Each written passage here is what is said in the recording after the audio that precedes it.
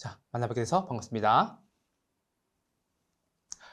돌아왔습니다. 제가 많이들 기다리셨죠? 제가 이번에 돌아온 것은요, 바로 부동산학개론의 특강이에요. 특강인데 부동산학개론에서 여러분들이 가장 힘들고 어렵다고 하는 경제론과, 그리고 여러분들이 문제를 포기하게 만드는 두 번째 투자론, 그리고 여러분들이 학개론의 마지막 대미를 장식하게 될 감정평가론, 요거 세 가지를 집중적으로 준비하실 수 있도록 준비를 해왔어요. 그래서 요거 세 파트에서 작년 기준으로 총 19문제가 나왔어요. 19문제가 나왔는데 19문제라면 여러분 결국에는 학개론 점수 만점 중에 거의 절반을 차지하는 거죠. 저희가 40문제니까요. 그래서 요 19문제인데요. 특히나 비중도 높고, 그리고 여러분들이 문제를 푸시기에 좀 어려움을 겪을 수 있을 만한 부분들이 있을 수가 있어요. 그래서 그 부분들을 제가 다 잡아드리려고 하는 거예요. 제가 누누이 말씀드리다시피 학개론으로 1차 시험 통과하는 거죠. 그래서 학개론 충분히 여러분들 점수 넉넉하게 가져가실 수 있도록 제가 도와드릴 테니까요. 요거 특강 반드시 잘 정리해 놓고 들어주시면 좋겠어요. 어차피 여러분 교재와 함께 할 거니까요. 교재 보시면서 문제를 풀어나가시고, 또 헷갈리는 부분 제 강의 반복해서 들어주시고, 제가 가장 중요하게 말씀드리는 거 있죠? 언제나 뭐다? 구술복습. 무슨 말이죠?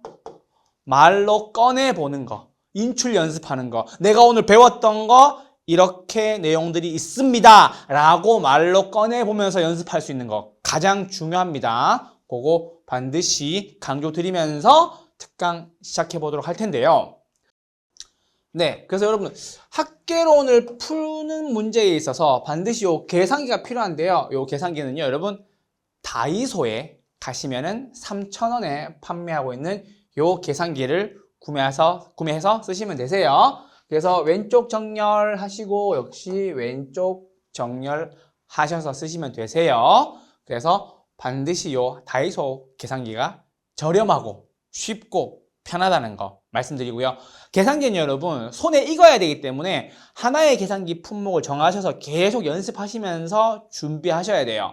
나중에 계산기 이것저것 쓰시게 되면 계산기 쓰는 데 있어서 좀 어려움을 겪을 수도 있으니까요. 반드시 요 학개론 계산기 구매하시면 되고요.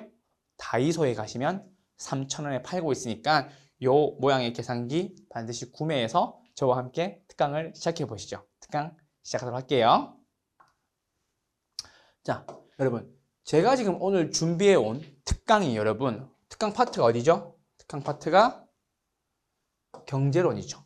오늘 준비한 게 경제론이에요. 그리고 다음 주와 다다음 주, 즉 4월에 걸쳐 할 것이 투자론과 감정평가론이에요. 그런데 지금 경제론과 투자론과 감정평가론에서 나오는 문제의 문항수가 총 몇 문항이 나온다? 총 몇 문항? 19문항이 나온다는 거죠. 총 몇 문항이요? 총 몇 문항? 총 19문항이 나온다는 거죠. 그러면 학개론이 총 몇 문제가 나와요, 여러분? 학개론이 총 40문제가 나오는데 그 중에서 19문항이 나온다는 것은 거의 절반 가까이가 경제론, 투자론, 그리고 감정평가론에서 나온다는 얘기죠. 그렇다면 우리가 나머지 것들에서 단순 암기나 혹은 외우는 걸 통해서 점수를 벌어놓는다고 하더라도 경제론과 투자론과 감정평가론에 대해서 점수를 많이 잃는다면 학개론에 대해서 고득점을 맞기는 어려우시겠죠. 그거를 제가 챙겨드리겠다고요. 아시겠죠? 특히나 동차를 하시는 분들은 학개론에 대한 부담이 굉장히 줄어야 돼요. 즉 1차를 하는 과목에 대한 시간 부담이 조금 더 줄었으면 좋겠다. 이 민법 하고 있는데 학개론 까먹고 2차 하고 있으니까 1차를 까먹는다라는 분이 있다면요, 특히나 더더욱 중요합니다. 아시겠죠? 그래서 민법 해도 학개론이 기억나고 2차를 하고 있어도 1차가 생생하게 기억날 수 있도록 제가 학개론만큼은 책임지고 준비했으니까요. 저와 함께 보러 가시죠. 자, 오늘은 경제론입니다. 요 경제론 같은 경우에는요, 수요와 공급에 대한 이야기가 많이 나올 거고요. 뒤에 부동산 경기 변동과 거미집 이론이 나올 텐데요. 경기 변동과 거미집 이론은 한 해를 건너서 경년으로 나오는 경우가 많아요. 작년 33회 같은 경우에 부동산 경기 변동에 나왔으니까는 올해는 거미집 이론을 보되 경기 변동도 챙길 수 있을 정도였으면 좋겠다라고만 말씀을 드릴게요. 자, 부동산 경제론입니다. 여러분, 부동산 경제론이요, 굉장히 까다로운 과목이다라고 보실 수 있어요. 네, 왜냐하면은 저희가 총론이 지나고 난 뒤에 두 번째 파트에서 바로 등장하거든요. 즉, 그 말은 무슨 말이냐면요, 강론의 첫 번째 파트가 부동산 경제론이에요. 부동산 학개론은요, 크게 총론과 강론, 그리고 감정평가론, 이렇게 세 파트로 나눠져 있죠. 근데 그 강론에서 가장 처음 등장하는 게 부동산 경제론이라는 거예요. 그래서 이 부동산 경제론은요, 한번 훑어보도록 할게요. 자, 부동산 무슨 론이라고요? 경제론입니다. 보통 평균 문제가 몇 문제 나오냐고요? 5문항이 나옵니다. 그러면은 우리에게는 12.5점이 걸려있다는 얘기겠죠. 그러면 그 12.5점이 걸려있고, 요게 파트별 특징을 한 번만 보시면요, 계산 문제는 어떻다고요? 계산 문제는 반드시 필수로 준비해 주셔야 된다는 거. 그래서 뭐도 필요하죠? 계산기가 필수로 필요하다는 것도 말씀을 드릴게요. 두 번째입니다. 개념 이해가 반드시 필요합니다. 개념 이해가 왜 필요하냐면요, 부동산 경제론에 대해서는요, 경제학에 관한 이야기들이 많이 나오기 때문에 숫자의 개념들, 그리고 함수의 개념들이 많이 나오게 됩니다. 그래서 무엇보다도 이 개념 이해가 굉장히 중요하다고 말씀을 드릴 수가 있겠어요. 그러다 보니 시간 투자가 필요합니다. 그래서 시험 초기부터 준비를 하셔야 되는데요, 여러분들이 어렵다 보니까 좀 피하려고 하는 부분들이 많죠. 그래서 여러분들이 초기에 못 잡아오셨던 분들, 나는 부동산 경제론이 부담스러워서 좀 건너왔는데요, 쌤, 어떡해요? 라고 하시는 분들을 위해서 준비한 게 이 파트라고요. 그러다 보니 시간 투자가 초기부터 필요하지만 우리가 뭘 들어야 된다고요? 이 특강을 듣게 되면 초기부터 시간 투자를 못했지만 내가 어떻게 한다고요? 경제론을 풀 수 있을 만큼의 실력이 올라간다는 거예요. 그거 체크해 주셨으면 좋겠고요. 선택과 집중이 필수적입니다. 그 말은 무슨 말이냐면요, 아까 말씀드렸죠? 풀 수 있는 문제와 풀 수 없는 문제를 반드시 구분하셔야 됩니다.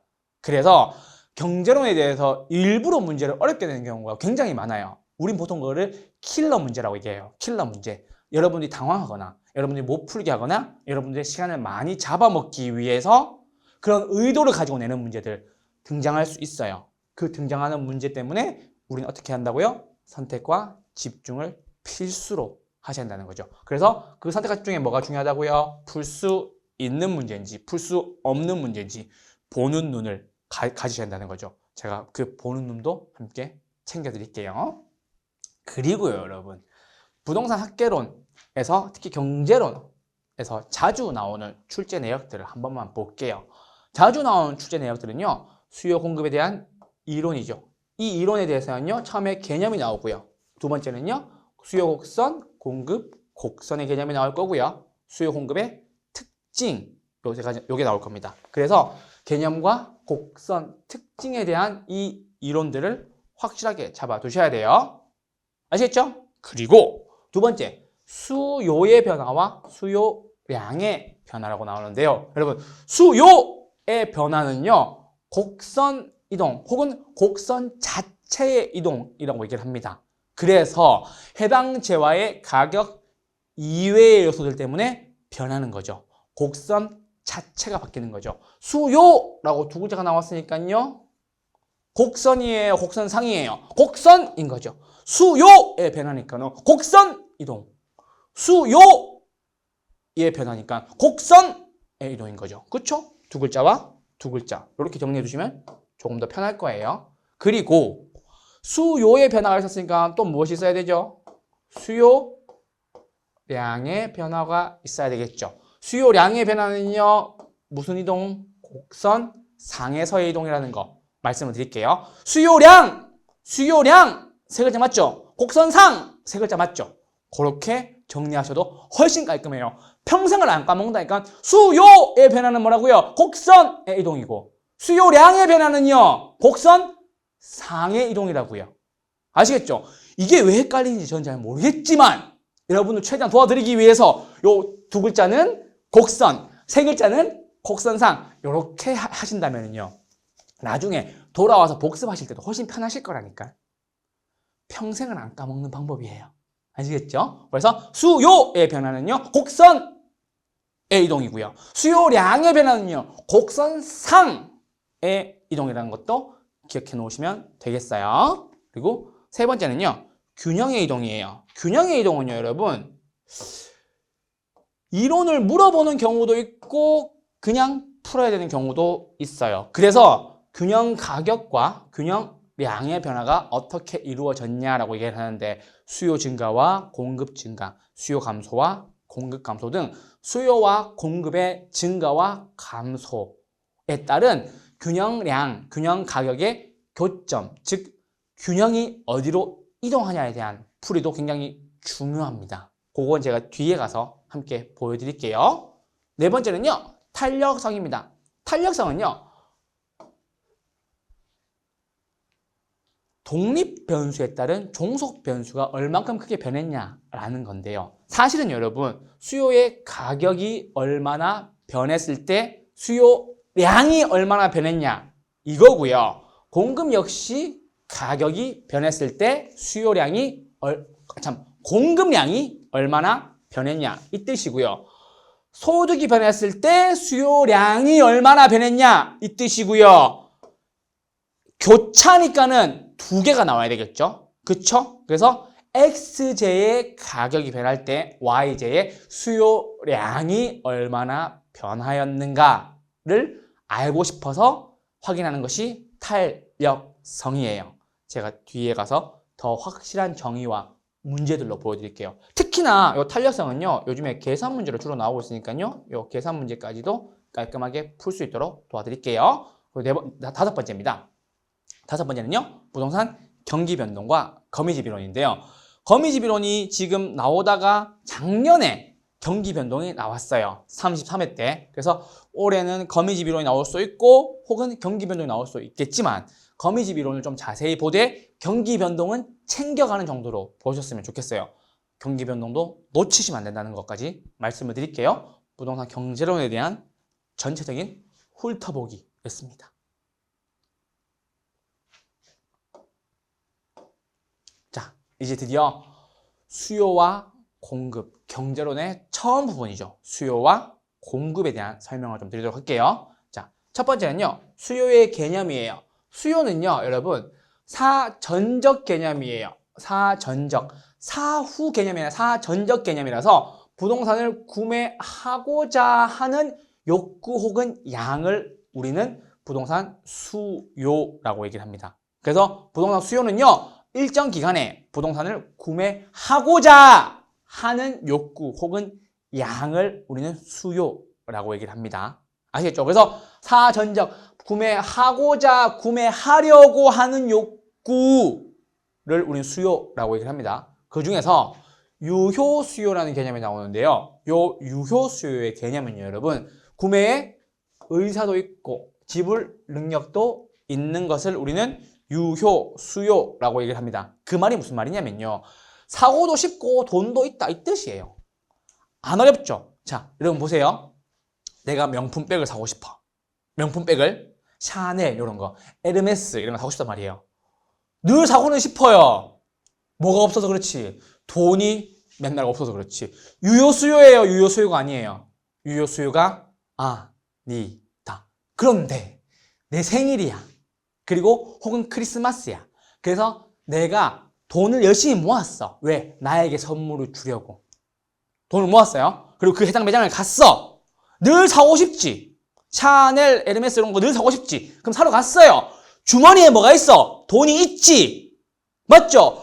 의사는 늘 있어요. 돈이 없어서 문제였는데 이제 돈이 있다 없다? 돈이 있죠. 돈이 생겼단 말이야. 그러면 유효 수요예요. 유효 수요가 아니에요. 유효 수요가 된다라는 거죠. 우리 여러분, 공인중개 자격증을 따서 반드시 유효 수요가 되어 보자고요. 아시겠죠? 돈 좀 벌어 보자고요. 아시겠죠? 돈도 있어야 유효 수요다. 의사는 늘 있잖아. 그쵸? 구매하고 싶은 욕구는 늘 있잖아. 맨날 뭐가 없지만, 돈이 부족하지만 우리는 이제 돈도 벌 수 있을 만한 기회를 갖추게 될 것이다. 무엇을 통해서? 자격증을 따서. 아시겠죠? 돈이 있어야 유효, 수요. 아시겠죠? 그렇게 하시면 됩니다. 세 번째는요, 유량과 저량인데요. 요 유량과 저량은요, 기간과 시점이라는 개념에서 경제학에서 분류를 해둔 개념이에요. 그래서 유량 같은 경우는요, 일정 기간에 체크해 주시면 돼요. 그래서 이 기간 동안 너가 얼마만큼의 소득을 벌어들였냐, 지대가 있냐, 수익이 생겼냐, 주택이 거래가 되었냐, 신규 주택 공급량이 있었냐, 그리고 장기의 기간이 있었던 것들 다 우리는 유량이라고 표현을 하고요. 우리는 요거를 좀 철저하게 암기를 해주셨으면 좋겠어요. 쌤, 왜요? 저량을 완벽하게 외우고 나머지를 다 유량으로 넘겨주자고요. 그래서 저량은요, 일정 시점이라는 개념이 존재하고요. 저량에서는요, 주택 재고, 지금 몇 개 재고가 있니? 재고고요. 자산은 자본과 부채의 합이죠. 자산, 현재 지금 주머니에 얼마 있냐고. 그쵸? 내 돈은 얼마 있고 빌려서 가지고 온 돈은 얼마 있느냐. 그래서 자산이고요. 그리고 가치, 보급량, 통화량. 그쵸? 그리고 단기의, 그리고 인구. 요게 다 저량의 개념이라는 거죠. 재고, 자산, 가치, 보급량, 통화량, 단기, 인구. 아시겠죠? 재고, 자산, 가치, 보급량, 통화량, 단기, 인구. 마지막이에요. 재고량, 자본, 가치, 보급량, 통화량, 단기, 인구. 요게 뭐라고요? 저량이라고요. 아시겠죠? 저량. 그래서 저량의 개념은요, 일정 시점이라는 거 말씀드릴게요. 네 번째입니다. 시장 수요량이라고 나왔죠. 요 시장 수요량은요, 개별 수요자들의 수요량을 수평적으로 합한 것이라고 나오기 때문에 시장 수요 곡선은 개별 수요 곡선보다 기울기가 더 완만하다라고 나와 있는데요. 자, 여러분 보세요. 개별 수요 곡선이 지금 이렇게 나와 있다고 칩시다. 500원에 5개라고 나오고요. 또 개별 수요 곡선이 하나가 더 나온다고 볼게요. 역시 500원에 5개량 나왔을 때 요 개별 수요 곡선을 두 개의 합한 거잖아요. 그쵸? 그래서 요거 두 개를 합했다라는 가치에서 요걸 합하게 되면 어떻게 된다고요? 합하게 되면 500원에서 사야 할 것이 뭐가 된다고요? 10개가 되어서 기존의 것보다 훨씬 더 수평이 된다는 거죠. 그래서 5개 개념을 합해서 10개가 되므로 개별 수요 곡선의 합을 합하게 되면 당연히 여러분 어떻게 된다고요? 당연히 시장 수요 곡선이 되고요. 요 시장 수요 곡선은요, 개별 수요 곡선의 수요량을 합하다 보니 500원에 10개가 되고 기존의 것보다 조금 더 완만하다. 즉, 더 평평해졌다라고 보시면 될 것 같아요. 평평해졌다. 기존에 500원에 5개, 500원에 5개, 500원에 10개라고 하니까 시장 기울기가 더 완만해졌다라고 보시면 될 것 같아요. 그래서 개별 수요 곡선의 합을 수요량을 더하고 나니 더 500원에 10개까지 진행이 되므로 시장 수요 곡선이 더 완만해졌다라고 보시면 될 것 같아요. 자, 그렇게 됐고요. 이제는 수요량의 변화와 수요의 변화에 대해서 말씀을 드릴 거예요. 우리가 앞서서는요, 수요에 대한 개념 이해를 했어요. 그래서 수요는 무엇이고 유효 수요는 어떤 것이 있으며, 그리고 아까 유량과 저량, 마지막에 개별 수요 곡선은 수요량이 합한 거라서 시장 수요 곡선이 더 완만하다. 무엇이 기울기가 더 완만하다라고 보시면 될 것 같아요. 자, 그러면 이제 수요량의 변화와 수요의 변화를 보시죠. 여러분, 제가 아까 처음에 설명을 드릴 때 여러분 말씀을 드렸죠? 어떻게 말씀을 드렸나요? 수요량의 변화는 어디에서 이동이라고요? 곡선 상에서의 이동이다. 왜? 수요량이잖아. 수요량은 곡선 상에서의 이동이다. 이해됐죠? 수요량, 곡선상, 수요, 곡선. 맞죠? 곡선 자체라고 굳이 할 필요 없다니까. 곡선의 이동, 수요의 변화, 수요량의 변화, 곡선상에서의 이동. 맞죠? 그렇게 정리를 해주시면 되고, 수요의 변화가 나왔죠? 그러면은 곡선의 이동이라고 보셔야 돼요. 어떤 책에서는요, 곡선 자체라는 말도 쓰더라고요. 제가 하나 써드리긴 할게요. 그런데 그거에는 헷갈리실 필요 없어요. 곡선 자체, 곡선이 이동하면 수요의 변화 때문에 생기는 거고요. 곡선상에서는요, 수요량의 변화 때문에 생기는 거예요. 요 그래프를 하나 잘 봐주셔야 돼요. 그래서 곡선상에서의 변화는요, 여기 지금 나와 있는 점들이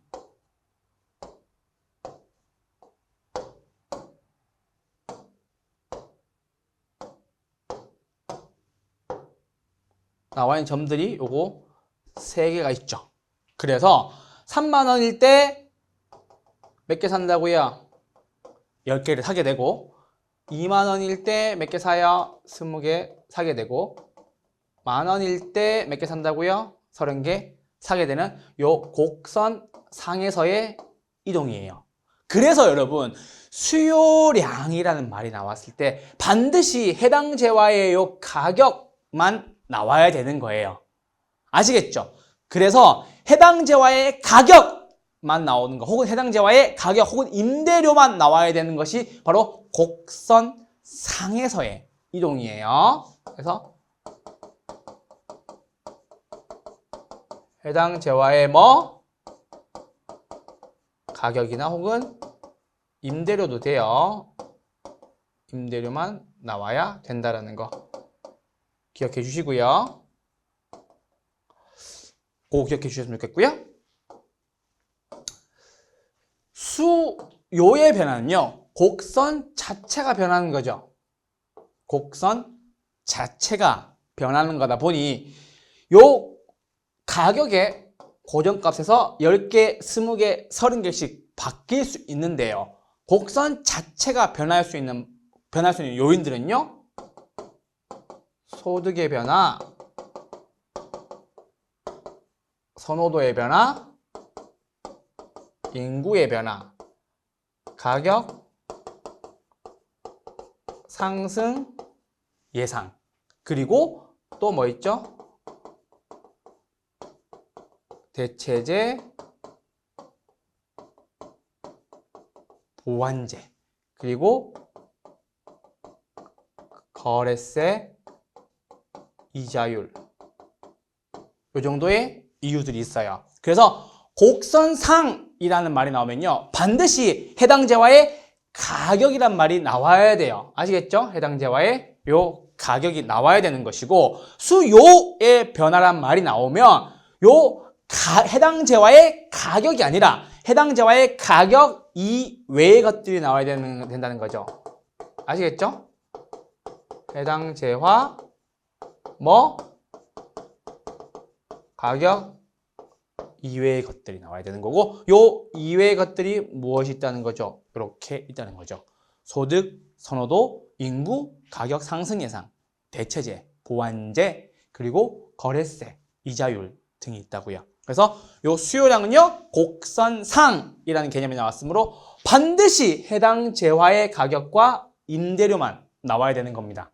이해되셨나요? 그리고요, 수요의 변화가 나온다면요, 그 곡선 자체가 움직인 것이므로 해당 재화 가격 이외의 것이 나와야 된다고 꼭 말씀을 드릴 수가 있겠고요. 그리고 수요의 변화에 영향을 미치는 요 요인들, 소득, 선호도, 인구, 가격, 예상, 그리고 대체제, 보완제, 거래세, 이자율 등을 잘 기억해 두셨으면 좋겠습니다. 아시겠죠? 그래서 수요량의 변화와 수요의 변화의 개념이었습니다.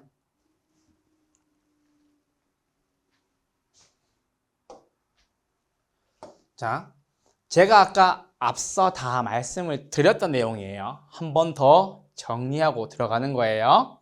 그래서 부동산 수요의 결정 요인은요, 수요 함수를 나타내는 것인데요. 수요량의 변화는요, 그리고 수요의 변화는요, 무엇 때문에 이루어진다고? 수요량의 변화는요, 어디서 이루어지는데? 수요량의 변화는 어디서 이루어지는데?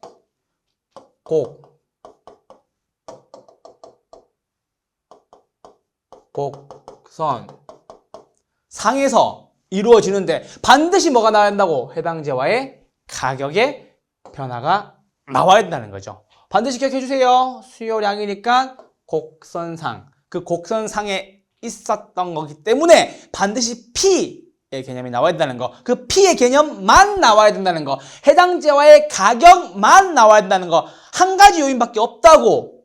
아시겠죠? 곡선상. 수요량의 변화. 점의 이동 하나니까, 점의 이동이니까 반드시 무엇이 나와야 된다고요? 변화의 원인이 해당제와의 가격밖에 원인이 될 수가 없다고요.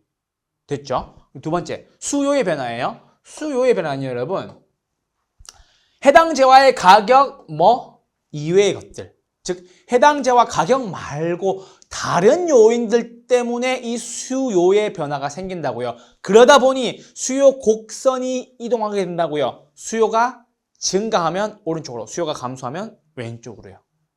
아시겠죠? 그래서 수요의 변화는요, 해당제와 가격 이외의 요소 때문에 바뀌는 거예요. 아까 방금 제가 말씀드렸죠? 소득의 변화, 인구 선호도, 가격 예상, 가격이 오를 것인지 떨어질 것인지, 그리고 대체제, 보완제, 거래세, 이자율 등이 더 추가가 될 수 있겠네요. 자, 그리고 이동은요, 말씀드렸죠? 수요량 나왔으니까 여러분 반드시 뭐가 나와야 되겠어요? 수요량 나왔으니까 반드시 제가 말씀드린 게 뭐였죠? 곡선상. 그쵸? 곡선상이니까 점으로밖에 이동할 수가 없죠. 수요량이 증가하면 어떻게 돼요? 아래로 내려가게 되겠죠. 수요량이 감소하면요, 위로 올라가게 되겠지. 쌤, 무슨 말씀을 하시는 거죠? 라고 얘기를 하신다면 앞 페이지를 잠깐 보시죠. 자, 여기 보세요. 자, 여기 보세요. 수요량이 지금 어떻게 됐어요? 수요량이 어떻게 됐다? 수요량이 증가했다. 그래서 점이 여기에서 이쪽으로 갔죠. 그쵸? 수요 곡선은 여러분 우하향하고 있기 때문에 수요량이 증가하니까 어떻게 됐어요? 수요량이 증가하니까 어떻게 됐어요? 증가하니까 어떻게 됐어요? 하향해버렸죠. 그쵸? 이해되셨어요? 수요량이 증가하니까 어떻게 됐어요? 하향했는 거죠. 꼭 기억하시면 되고요. 그리고 수요량이 어떻게 됐어요? 수요량이 감소하니까 방향은요, 상향하게 됐죠. 그래서 수요량의 변화는요, 곡선 상의 이동이고요. 이 곡선 상의 이동이다 보니까는 우하향하는 수요 곡선 상에서 수요량이 증가하게 되면 어떻게 된다고요? 하향하게 되는 것이고, 수요량이 감소하게 되면 어떻게 된다고요? 상향하게 된다라는 거죠. 잘 기억해 두세요.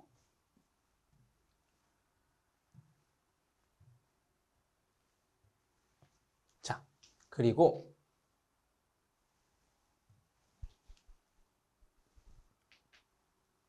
자, 이제 수요의 변화로 넘어오시죠. 자, 수요의 변화니까 아까 해당제와 이외의 요소고요. 이제는 곡선 자체의 이동입니다 라고 해주시면 돼요. 곡선 어떤 거요? 곡선 자체의 이동이다 라고 해주시면 되는데, 수요가 증가할 때는요, 수요 곡선이요, 어디로 간다고요? 오른쪽 가신다고요. 자, 잠깐만. 수요가 증가하면요, 곡선 자체는 어디로 간다고요? 오른쪽으로 간다고요. 아시겠죠? 수요 증가 아시겠죠? 그럼 감소는요, 당연히 왼쪽으로 가겠지. 수요 증가 아시겠죠? 오른쪽으로 간다고요. 수요 증가합니다. 아시겠죠? 수요 증가, 방향은 어디로 간다고요? 우. 그럼 감소는 어디로요? 좌로 가겠지. 자, 다시 한번 보시죠. 자, 이제 보시죠. 여기 보시면 수요가 증가했죠? 수요가 증가하니까 점이 어디로 갔어요? 우, 갔죠. 이해되셨나요? 그리고 반대로 수요가 감소했어요. 감소하니까는 요 점이 어디로 갔어요? 왼쪽으로 갔죠. 그래서 수요가 증가하게 되면 어디로 간다고요? 증가하면요? 오른쪽으로 가게 되고요. 감소하면 어디로 간다고요? 감소하면 어디로 간다? 감소하면 왼쪽으로 가게 된다 라고 해주시면 돼요. 그거 포인트 하나 잡아주셨으면 좋겠습니다. 수요와 수요량의 변화였습니다. 자, 그런데 이제 수요량의 변화 요인은요, 반드시 해당 재화의 가격이나 임대료라고 얘기를 했는데, 아까 제가 수요의 변화에 대해서 요소들이 많다고 말씀드렸죠. 기억나시나요? 해당 재화 가격 이외의 요인들이 있어야 되니까요. 그렇다면 이 수요를 증가시키는 요인과 수요를 감소시키는 요인들이 무엇이 있는지 한번 확인해 볼 필요가 있는데요. 그 증가 요인과 감소 요인들을 제가 표로 깨끗하게 잘 정리를 해 두었어요. 여러분들과 함께 보시면서 체크하시죠. 자, 수요의 증가 요인입니다. 이 증가 요인 잘 정리해 주셔야 되겠죠. 증가 요인, 수요가 증가한대요. 그러면 해당 재화의 가격은 나오면 된다, 안 된다? 안 된다. 왜? 수요량이 아니니까. 수요의 증가 요인이니까 곡선 자체가 이동을 했겠죠. 증가하면 우, 감소하면 좌로 움직였을 텐데 수요의 증가하는 요인들 한번 저랑 보시죠. 자, 수요가 증가합니다. 소득이 늘어났어요. 당연하겠네요. 선호도가 증가해요. 네, 서로 사고 싶어 해. 그렇죠. 당연히 수요가 증가하겠고 인구가 늘어났어요. 수요가 증가할 겁니다. 그런데 여러분들이 헷갈려 할 만한 거 체크해뒀죠? 가격 상승 예상, 수요가 증가. 자, 쌤, 왜 그런가요? 라고 얘기를 하신다면 여러분 보세요. 저 물건의 가격이 오를 것 같아. 그러면 수요가 증가할까요? 네. 당연히요. 여러분, 한정판 같은 것들, 그리고 명품 백 같은 것들 나중에 보관해 두셨으면 가치가 올라서 가격이 오르는 경우들이 있잖아요. 맞죠? 그거 서로 사고 싶어 하죠? 그거잖아. 맞죠? 우리나라 한정판 되게 좋아하잖아요. 리미티드 에디션 이런 것들. 그게 왜요? 가치가 올라가서 가격이 상승이 예상되니까 서로 사고 싶어 하는 거잖아. 그래서 가격 상승 예상은요, 수요 증가 요인에 포함된다는 거 꼭 기억해 주세요. 자, 그리고 다음 대체재 가격 상승인데요. 여러분, 대표적인 대체재의 예로서요, 두 가지 들어드리면 콜라와 사이다 정도라고 할 수 있겠는데요. 여러분, 콜라의 가격이 올라요. 콜라의 가격이 어떻게 된다고요? 콜라 가격이 올라. 그럼 사이다의 수요는 어떻게 되겠어요? 사이다의 수요는 올라가게 되겠지. 그 뜻이에요. 자, 콜라와 사이다는 대표적으로 대체재 관계인데 예시를 들 때 콜라의 가격이 올랐어.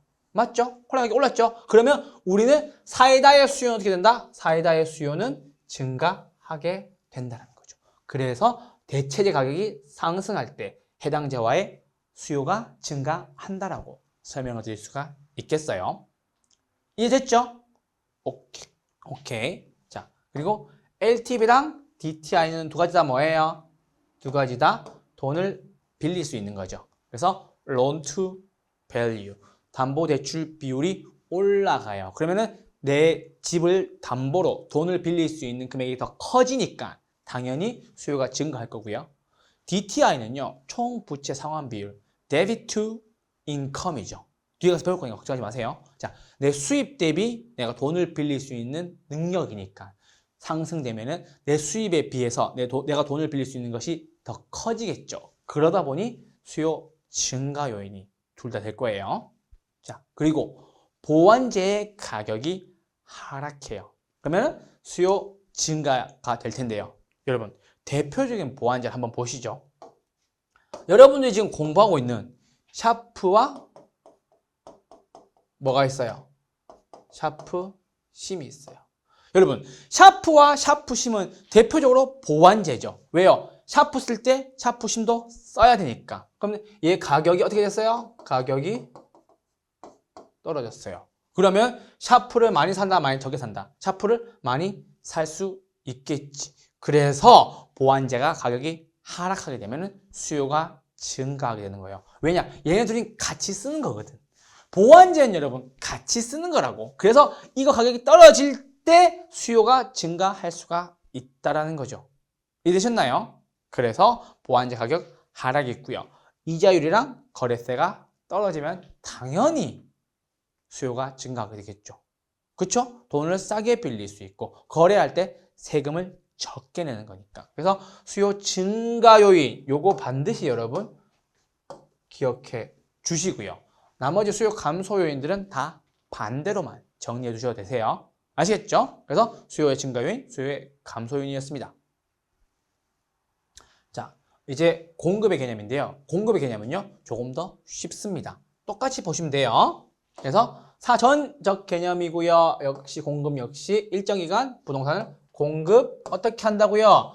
하고자 하는 욕구 혹은 양이라고요. 그쵸? 그래서 유효 공급은요, 역시 개념이 똑같죠? 의사도 있고 능력도 있어야 된다는 거죠. 뜻도 있어야 되고 역시 돈도, 즉 능력이 있어야 된다는 거죠. 공급 능력이요. 그거고요. 특징은요, 크게 세 가지 정도로 볼 수가 있을 것 같아요. 그래서 토지의 물리적 공급과 토지의 경제적 공급, 요거 두 가지가 있고요. 그 공급 중에서도 단기와 장기를 구분해서 정리할 수 있어야 돼요. 토지의 공급에 있어서 우린 부동산을 공부하는 사람들이니까 물리적 공급 돼요, 안 돼요? 된다고 배웠어요, 안 된다고 배웠어요? 자연적 특성에서 안 된다고 배웠죠. 왜요? 부증성 때문에 안 되죠. 절대로 안 됩니다. 절대로. 아시겠죠? 그래서 토지의 물리적 공급은 된다, 안 된다? 절대로 안 된다. 무조건 불가능하다라는 거. 절대 진리예요. 그리고 그래서 공급 곡선이 수직선, 완전 비탄력적이라는 거예요. 뒤에 가면 그림이 있으니까 걱정하지 마시고요. 그래서 토지의 물리적 공급은요, 공급 곡선이 수직선이라는 거죠. 수직선 하나 그려드려 볼까요? 이렇게 있을 때 요거라는 거죠. Q 값이고요, P 값이고, 요게 토지의 물리적 공급이에요. 어떤 거? 토지의 물리적 공급이라는 거고요. 토지의 경제적 공급이에요. 토지의 경제적 공급은요, 공급이 가능하다, 불가능하다? 가능이 합니다. 즉, 용도의 다양성, 즉, 용도를 바꿔버리는 거죠. 예를 들면 여러분, 상공업 부동산을 쓰고 있던 것들을 주거용 부동산으로 바꾸면요, 공급이 됐어요, 안 됐어요? 공급이 됐죠. 그쵸? 상공업 부동산을 쓰고 있단 말이에요. 근데 이것을 다 없애고 주거용 부동산으로 다 바꿔줬어요. 그럼 주거용 부동산 공급이 됐네요. 그쵸? 경제적으로 공급이 된 건가요? 네. 그래서 토지의 경제적 공급은요, 가능하다는 거죠. 그래서 토지의 경제적 공급은 가능하다, 불가능하다? 가능하다라는 거. 토지의 경제적 공급은 가능하다라는 거죠. 이해되셨나요? 요게 경제적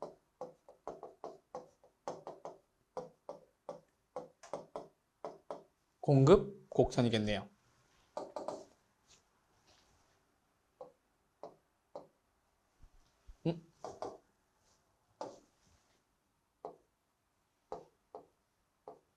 경제적 공급 곡선이 될 수가 있겠네요. 물리적 공급은요, 수직이고요. 경제적 공급은요, 우상향하게 된다는 거 체크해 주세요. 우상향하는 경제적 공급이라는 거. 아시겠죠? 그리고 세 번째, 부동산 공급은 단기보다 장기에 더 탄력적이다. 즉 완만하다라는 거죠. 여러분 생각을 해보세요. 부동산을 단기에 공급할 수 있어요?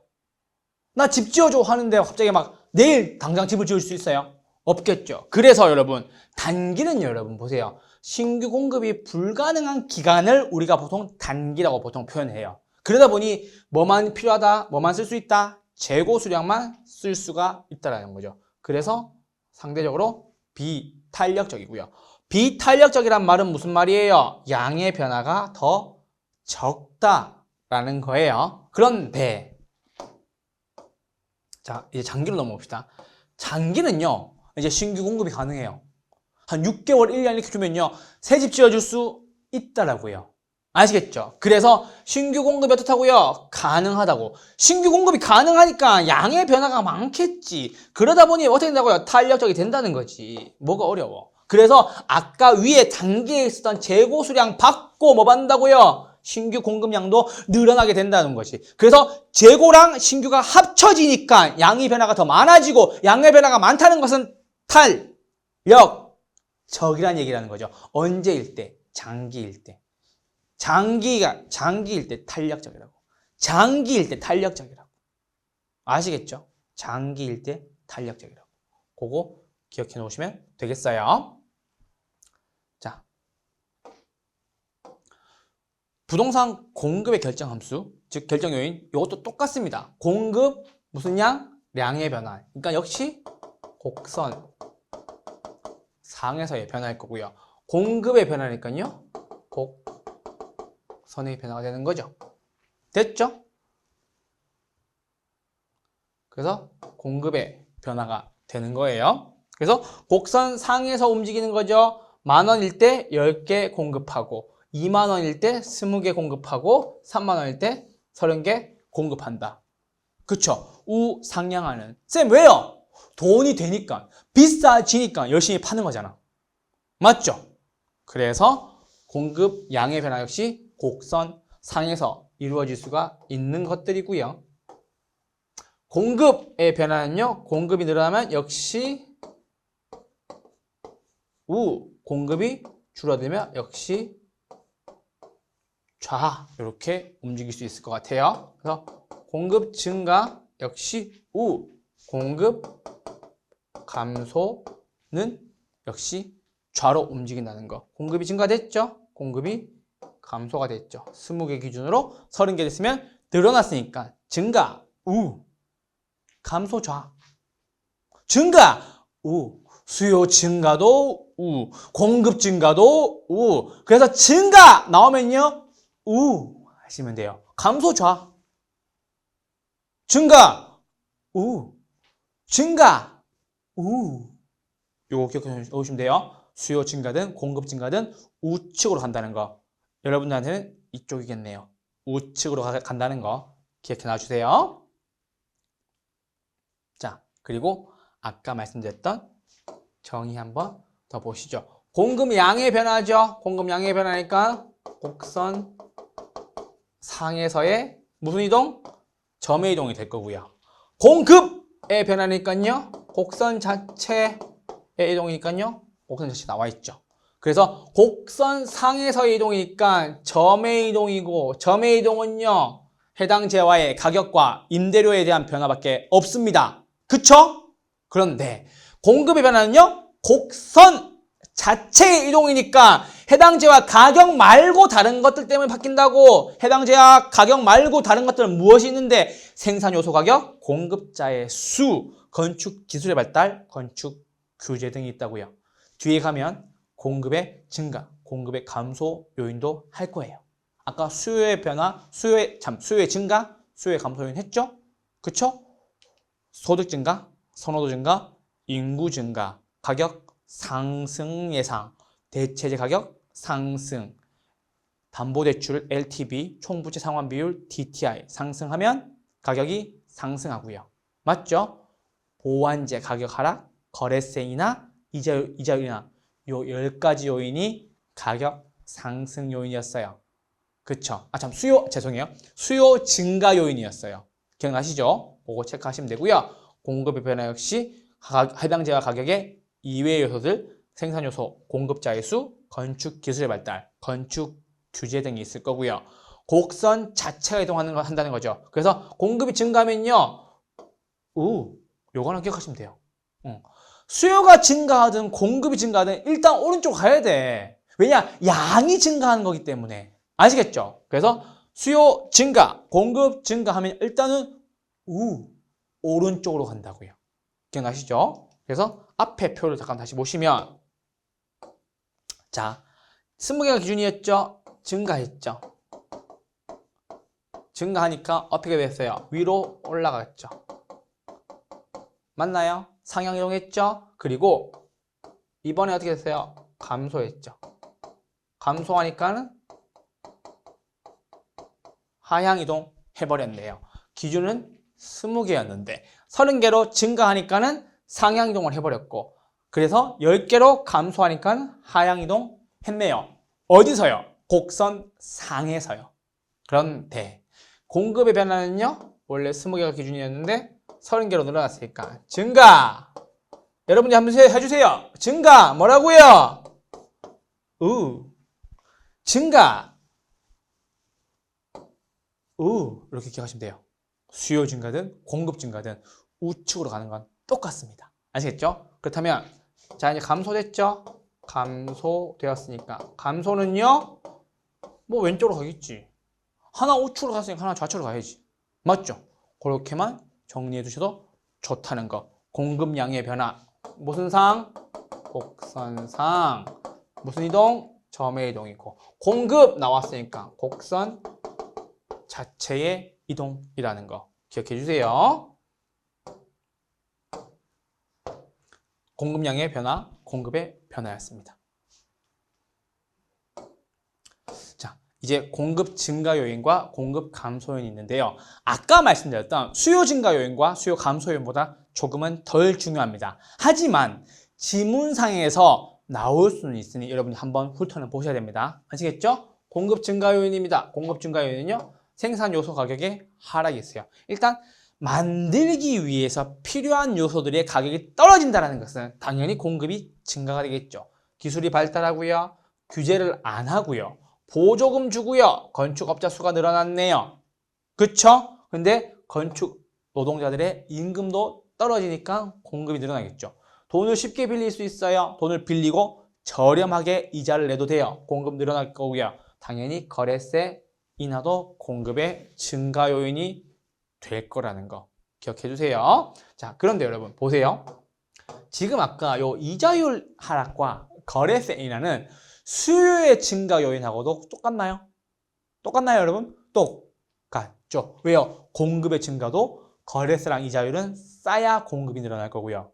수요 증가 요인도요, 거래세와 이자율은 저렴하고 떨어져야 수요가 증가할 거니까요. 그거 센스 있게 잘 기억해 주세요. 공급의 증가 역시 공급의 감소 요인과 반대니까 요 증가 요인 꼼꼼하게 잘 정리해 두시고 공급의 감소 요인 반대라는 거 정리하세요. 자, 그럼 이제 문제 한번 보고 요게 수요와 공급에 대한 이론, 개념, 곡선, 특징에 대해서는 이렇게 문제가 나오는구나 라고 정리하시면 되세요. 자, 그런데 여러분, 제가 과연 개론쌤은, 개론 교수님은 문제를 어떻게 푸는지 한번 보여드릴게요. 1번입니다. 주택의 공급의 변화 요인과 공급량의 변화 요인이 옳게 묶인 것은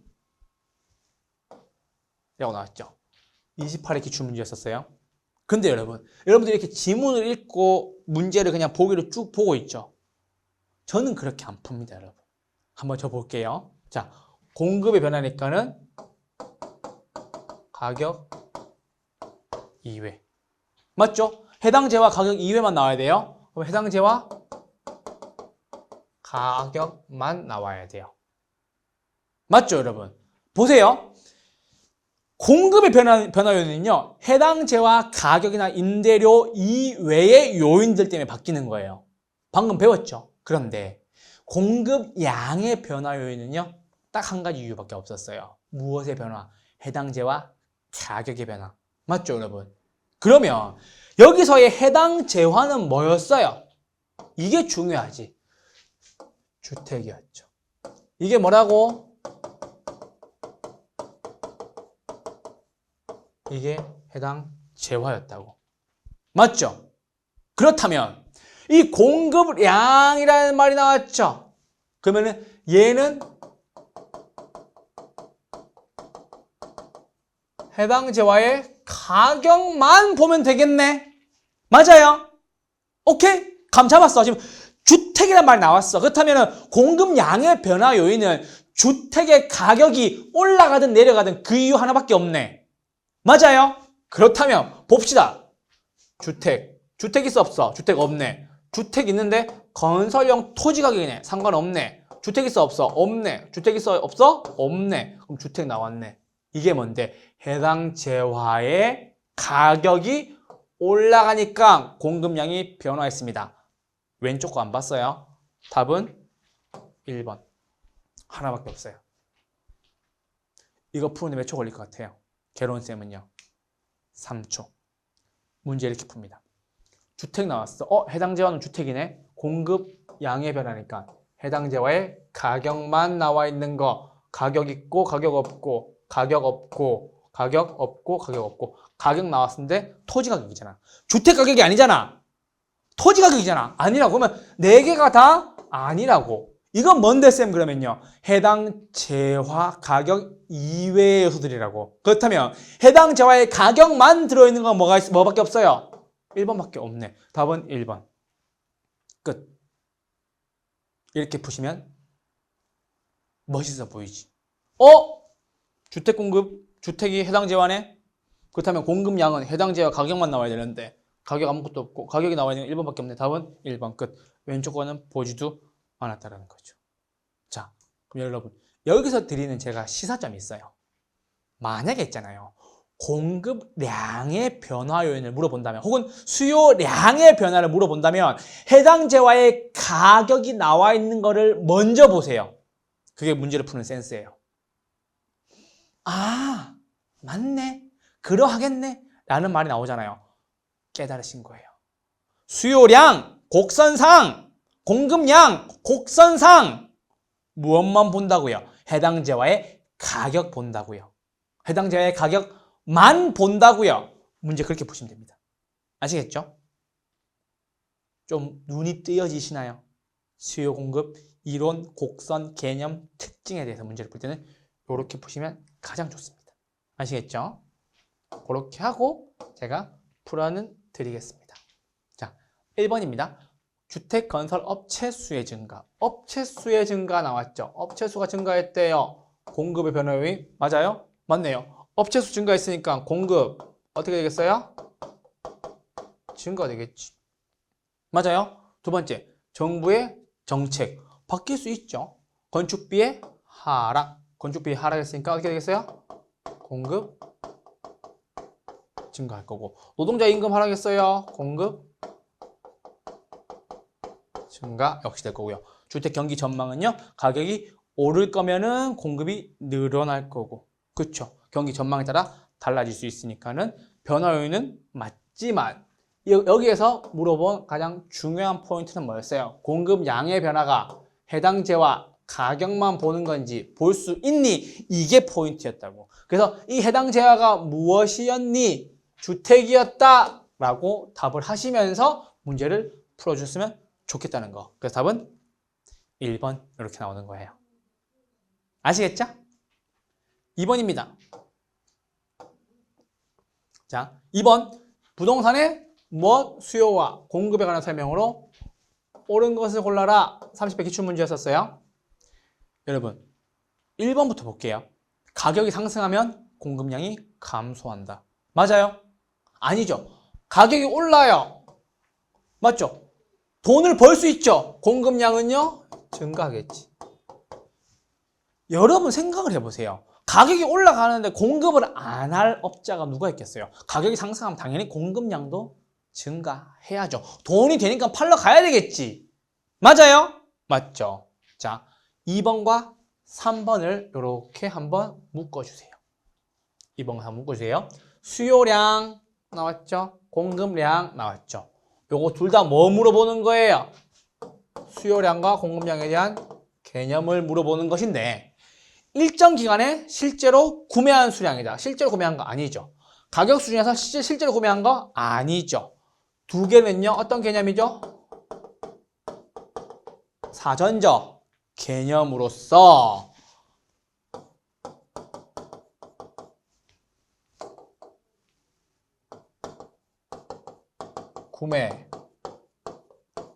구매하고자 하는 것이다. 사전적 개념이라는 거죠. 실제로 매도한 것이 아니라 하고자 한다고 하고자 구매하고자 공부하고자 그냥 자면 안 돼. 아시겠죠? 실제로 구매하고자 하는 수량이다. 아시겠죠? 그거 잘 정리해 두셔야 돼요. 두 개는 개념에 대해서 물어본 거예요. 4번입니다. 건설 종사자들의 임금 상승은요. 부동산 가격을 하락이 아니라 어떻게 시킨다고요? 상승시키겠지. 건설 노동자들의 임금이 올라갔는데 부동산 가격이 떨어지겠어요? 사실은 생산 요소에 포함된 것인데 여러분 일부러 제가 뽑아서 문제가 나왔길래 기출문제 나왔길래 제가 하나 더 추가해 놓은 거예요. 여러분 생각해 보세요. 건설 노동자들의 임금이 상승했어요. 부동산 가격은요. 당연히 올라가겠지. 생산비가 많이 들었잖아. 그쵸? 그거 정리하시면 되고요. 가격 이외에 다른 요인 나왔죠? 다른 요인이 수요량을 변화시켰대요. 조심하셔야 돼. 가격 이외에 다른 요인이 수요량을 변화시켰다. 여기까지 읽고 무엇이 떠올라야 돼요? 무엇이 떠올라야 돼요? 여기까지 읽고 이것은 수요의 변화이다라는 게 떠오르셔야 돼요. 무엇의 변화? 수요의 변화라고 떠오르셔야 한다고요. 그래서 변화시키면 무엇이요? 수요 곡선이 좌측 또는 우측으로 이동한다. 맞아요? 맞지. 그런데 여러분 요 부분을 정확하게 해석할 수 있었나니까? 가격 이외에 다른 요인이 수요량을 변화시킨 것을 우리는 수요의 변화라고 얘기를 하죠. 가격 이외에 다른 요인 뭐가 있어요? 소득, 선호도, 인구, 가격 예상, 대체재, 보완재, 거래세, 이자율, 담보 대출 비율, LTV, 총부채 상환 비율, DTI 그런 것들. 그래서 가격 이외의 다른 요인이 수요량을 변화시켰대요. 그게 뭔데요? 수요의 변화. 수요의 변화는요. 수요 곡선을 좌측 혹은 우측으로 이동한다. 맞죠? 좌측은 언제 이동해요? 수요량이 아니라 수요의 감소가 이루어졌을 때 수요 곡선이 좌측으로 이동하는 것은요. 감소. 그쵸? 증가하게 되면 어디로 간다고요? 우측으로 가게 된다라는 거 체크해 두시면 되겠죠. 답은 몇 번이라고요? 답은 5번이겠지. 문제 그렇게 푸시는 거예요. 요게 포인트였어요. 가격 이외의 다른 요인이 수요량을 변화시킨다라는 것을 수요의 변화로 받아들일 수 있느냐, 요거를 해석할 수 있어? 라고 물어본 문제예요. 출제자의 의도는 그 뜻이었어요. 이거 보고 헷갈리라는 소리지. 아니, 우리는 안 헷갈리지. 왜? 이미 가격 이외의 다른 요인이라는 말이 나왔기 때문에 가격 이외의 다른 요인이 수요량을 변화시키는 것이 우리는 수요의 변화라고 얘기를 하고요. 수요 곡선을요. 좌측, 감소하면 좌측, 증가하면요. 이렇게 변화시킨다는 것을 알고 있었거든. 그래서 답은 5번이에요. 자, 3번입니다. 자, 이제 3번으로 넘어왔죠, 여러분? 3번 한 문제 한번 읽어볼게요. 아파트 매매 시장이에요. 아파트 매매 시장에서 아파트 매매 시장에서 수요량과 수요의 변화에 관한 설명으로 옳은 것을 골라라 라고 나왔어요. X축은 수량, Y축은 가격이고 아파트와 단독주택은 정상제이며 다른 조건은 동일하다. 29의 기출문제였었어요. 그런데 여러분 잘 보세요. 수요량에 대해서 이야기를 하려면 우리는 반드시 뭐가 나와야 돼요? 아파트 가격 혹은 아파트 임대료가 나와야 되는데 지금 해당 지문에 아파트 가격이 나온 게 있어요? 한번 읽어보세요. 아파트 가격이 나온 게 없죠. 맞죠? 왜요? 아파트 가격이 나왔는데 쌤? 아니잖아. 아파트 가격 하락의 예상이라는 거죠. 두 번째는요. 실질 소득의 증가라는 거죠. 세 번째는요. 대체제인 단독주택 가격이 상승한다는 게 포인트고, 네 번째는요. 아파트 담보대출 금리가 하락한다는 거죠. 다섯 번째는요. 아파트 거래세가 인상된다는 거죠. 그렇다면 이 다섯 가지는요. 전부 뭐예요? 수요의 변화라는 거죠.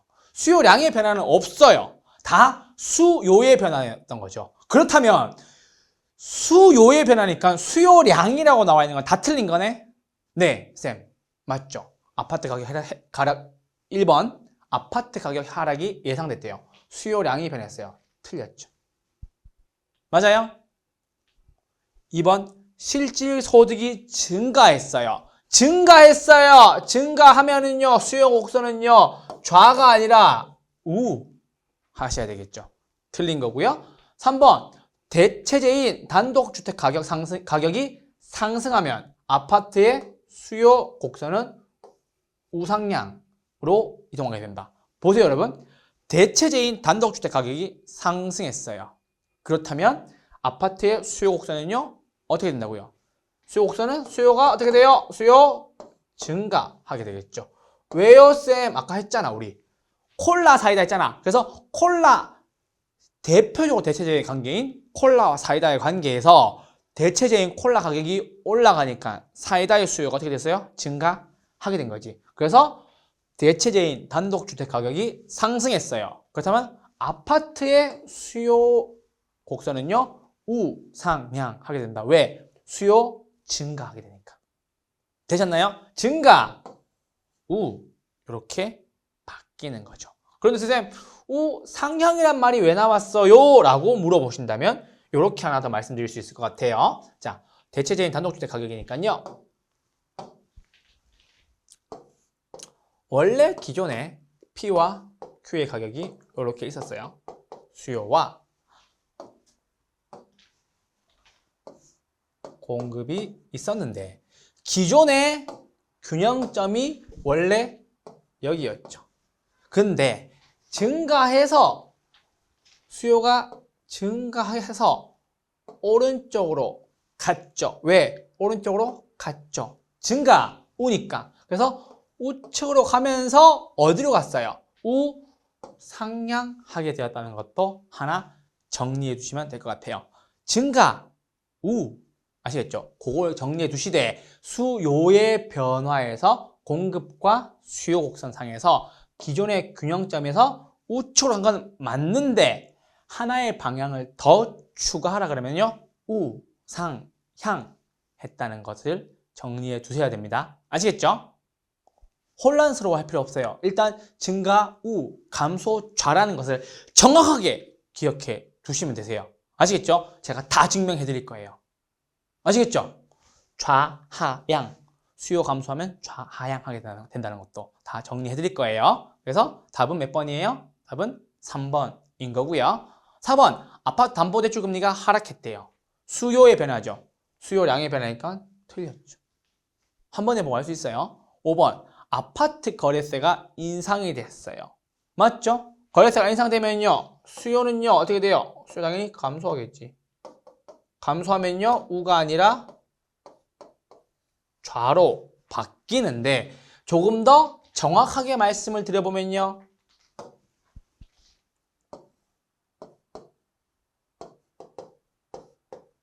좌, 하 향으로 이동하게 된다라고 말씀을 드릴 수가 있을 것 같아요. 요거 지금 증가 우, 감소 좌라고 외웠는데 쌤 왜 하나가 더 추가됐어요? 라고 하시는 분 있어요. 제가 마지막에 페이지에서 한 번 더 정리를 해드릴 거니까요. 전혀 걱정하지 마시고 더 중요한 것은 뭐다? 증가 우, 감소 좌 확실하게 외워두셔야 됩니다. 아시겠죠? 수요 증가 우, 공급 증가 우, 수요 감소 좌, 공급 감소 좌. 요 방향 외워주시고 위아래는 제가 다시 한번 마지막 페이지에서 정리해 드릴게요. 그거 믿고 기다려주세요. 5분 쉬셨다가 다음 파트에서 뵙죠.